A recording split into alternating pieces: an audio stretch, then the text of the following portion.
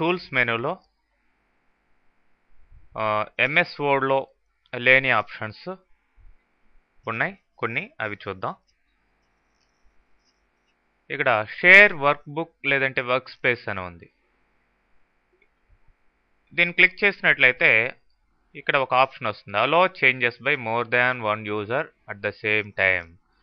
అంటే మీరు నెట్వర్క్లో ఉన్నప్పుడు మీ కంప్యూటర్స్ ఇదే షీట్ని ఒకేసారి నెంబర్ ఆఫ్ పీపుల్స్ మాడిఫై చేయొచ్చు అనమాట.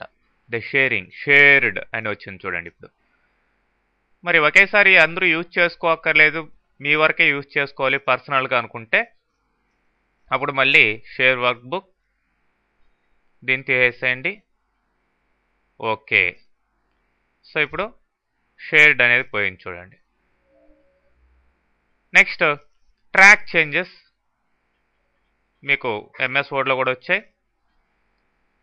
అంటే ఇప్పుడు ఈ షీట్లో ఉన్న డేటాని ఏదైనా మాడిఫై చేయాలి అన్నప్పుడు ఈ ట్రాక్ చేంజెస్ తీసుకొని ట్రాక్ చేంజెస్ వైల్ ఎడిటింగ్ అనే ఆప్షన్ తీసుకొని ఓకే అనివ్వండి, చాలు.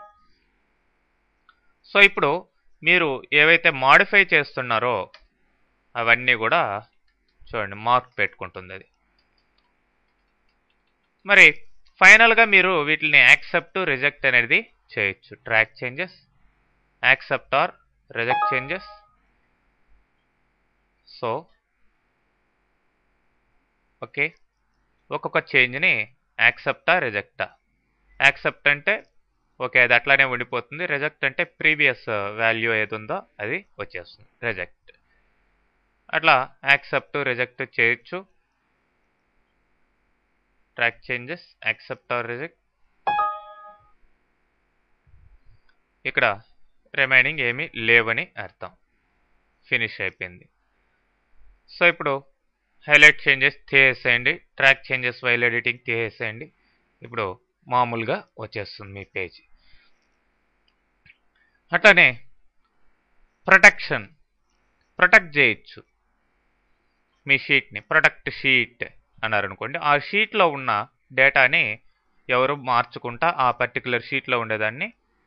ఇట్లా చాలా ఆప్షన్స్ కూడా ఉన్నాయి. నేను లాక్ సెల్స్, అన్లాక్ సెల్స్ అవి మాత్రమే పెట్టుకొని పాస్వర్డ్ ఇక్కడ అడుగుతుంది, ఏబిసి అని ఇచ్చాను. ఓకే, మళ్ళీ అదే పాస్వర్డ్ని రీఎంటర్ చేయండి, ఏబిసి అని ఇచ్చాను. ఫైనల్గా ఓకే అని. ఇప్పుడు మీరు ఏదైనా టైప్ చేయాలన్నా కానీ ఈ షీట్లో కుదరదు, మాడిఫై చేయాలన్నా ఏం చేయాలన్నా కుదరదు, ఎందుకంటే ఇవంతా లాక్డ్ అనమాట. ఈ షీట్లో ఉండే డేటా అంతా కూడా లాక్ అయిపోయింది. మరి అన్ప్రొడక్ట్ షీట్ అన్నప్పుడు మళ్ళీ పాస్వర్డ్ అడుగుతుంది. ఓకే, ఇప్పుడు చూడండి, ఇప్పుడు మీరు మళ్ళీ టైప్ చేసుకోవచ్చు, మాడిఫై చేయొచ్చు, ఏమైనా చేయొచ్చు ఆ విధంగా. Next allow users to edit ranges. So మరి కొంత రేంజ్ మాత్రమే మీరు లాక్ చేసినప్పుడు కొంత రేంజ్ మాత్రమే ఎడిట్ చేసుకోవాలంటే రేంజ్ పేరు, రేంజ్ ఎక్కడి నుంచి ఎక్కడి దాకా ఎడిట్ చేసుకోవచ్చు, నేము నంబర్ చేంజ్ చేయొచ్చు అనుకోండి. పాస్వర్డ్ ఏంటి ఇస్తే అక్కడ వరకే మీరు లాక్ చేసినప్పుడు మార్చుకోవచ్చు అనమాట, మిగతావి మార్చలేరు. ఓకే అది. సో క్యాన్సిల్ చేస్తున్నాను, క్యాన్సిల్. అట్లా కొంత రేంజ్ని షీట్లో అన్నిటిని కాకుండా కొంత రేంజ్ ప్రొటెక్ట్ చేసి కొంత రేంజ్ ఎడిట్ చేసుకునే విధంగా పెట్టుకోవచ్చు. Protect work book. Protect sheet అంటే ఈ ఒక్క షీట్ వరకే అని అర్థం. మరి షీట్ని రిమూవ్ చేయాలన్నా అవన్నీ చేసేయచ్చు. మరి షీట్ రిమూవ్ కాకుండా ఉండాలి అంటే ప్రొటెక్ట్ వర్క్ బుక్ ఏబిసి అని ఇచ్చాం. అంటే ఫుల్ ప్రొటెక్షన్ రావాలంటే ప్రొటెక్ట్ షీట్ పెట్టుకోవాలి, ప్రొటెక్ట్ వర్క్ బుక్ పెట్టుకోవాలి. ఇప్పుడు కావాల్సి ఉంటే ఇక్కడ రైట్ క్లిక్ చేసి చూడండి, డిలీషన్ కానీ ఏది కుదరదు, షీట్ రీనేమ్ చేయడము ఏమీ కుదరదు అనమాట. మీరు ఇక్కడ కూడా చూడండి, ఎడిట్లో కూడా డిలీట్ షీట్ ఇవన్నీ మూవ్ ఆర్ కాపీ షీట్ ఏవి వర్క్ అవ్వ. ఇది షీట్స్ యొక్క ప్రొటెక్షను. షీట్స్లో ఉండే డేటాని ప్రొటెక్ట్ చేయాలంటే protect sheet. Okay, unprotect work book అని ఇచ్చా. మళ్ళీ పాస్వర్డ్ ఇచ్చేస్తాయండి. ఇప్పుడు మీరు ఇక్కడ రైట్ క్లిక్ చేసిన డిలీషను ఇవన్నీ కూడా ఎనేబుల్ అవుతాయి, మళ్ళీ మామూలుగా చేసుకోవచ్చు. అట్లానే నెక్స్ట్ గోల్ సీక్ అని ఉంది. Seeking for a particular goal. Suppose ఇక్కడ నేను టోటల్ దగ్గర పెడుతున్నాను. కంపల్సరీగా ఇట్లాంటి రెఫరెన్స్డ్ ఫీల్డ్స్ మాత్రమే ఉండాలి ఈ గోల్ సీక్ వర్క్ చేయాలి అంటే. ఎందుకు, ఈ టోటల్ అనేది మిగతా సెల్స్ మీద బేస్ అయి ఉంది కాబట్టి దీంట్లో మాత్రమే ఈ గోల్ సీక్ని అప్లై చేయొచ్చు. అంతే వీటిల్లో పెట్టకూడదు. ఎందుకు, వీటిల్లో ఇవి డైరెక్ట్ డేటా కలిగి ఉన్నాయి, వేరే సెల్స్ని ఇవి రెఫరెన్స్ చేసుకోవటం లేదు, అంటే ఫార్ములాస్ లేవని అర్థం. ఇక్కడ ఫార్ములాలు ఉన్నాయి కాబట్టి ఇక్కడ మాత్రం అప్లై చేయొచ్చు. సో ఇప్పుడు గోల్ సీక్ సెట్ సెల్ అని అడుగుతుంది. సెట్ సెల్ ఇదే సెట్ చేసాం. F3 అనే సెల్లో ఏదో ఒకటి ఈ ఫార్ములాస్ ఉన్నవి సెట్ చేయండి. టు వాల్యూ, అది ఎంత వాల్యూగా మారాలి, 230 అని ఇచ్చాను. బై చేంజింగ్ సెల్, దేని మారిస్తే అది 230 అవుతుంది. ఇప్పుడేమో 190 ఉంది. బై చేంజింగ్ సెల్ అంటే ఇది దేని మీద బేస్ అయింది, ఈ ఎదురుగా ఉన్న ఈ మూడిటి మీద బేస్ అయింది. ఈ మూడిట్లో ఏదో ఒక సెల్ని ఇవ్వండి. బై చేంజింగ్ సెల్ E3 అని అన్నాం.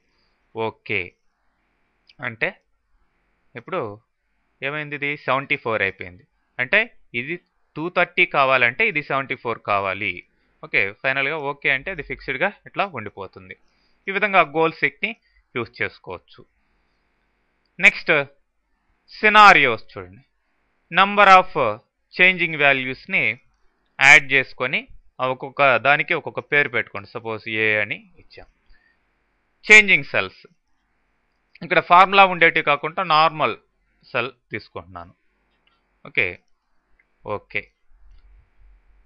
వాల్యూ ఎంత మారాలి, సపోజ్ 50 అని ఇచ్చాం.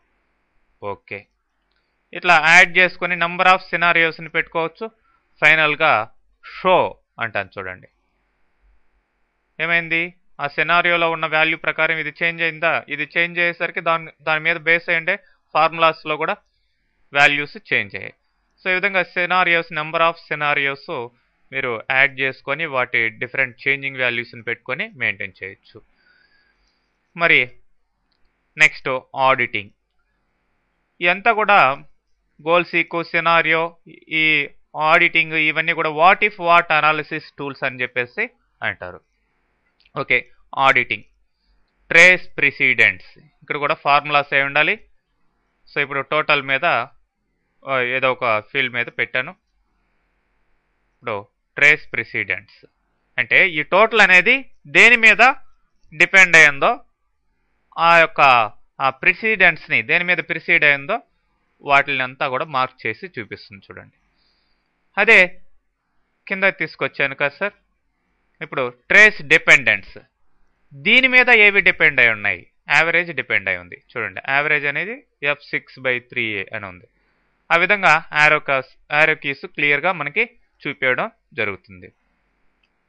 నెక్స్ట్ ట్రేస్ ఎర్రర్స్ ఉంటే ట్రేస్ చేస్తుంది మీ షీట్లో ఎక్కడైనా సరే. రిమూవ్ ఆల్ యారోస్, మొత్తం యారోస్ అన్నీ కూడా రిమూవ్ కావడం జరిగింది. సో ఈ విధంగా ఈ టూల్స్లో ఉండేటివి యూజ్ చేసుకోవచ్చు. మిగతా అవన్నీ మ్యాక్రోస్ ఇవన్నీ కూడా యాజ్ ఇట్ ఈస్గా మీకు MS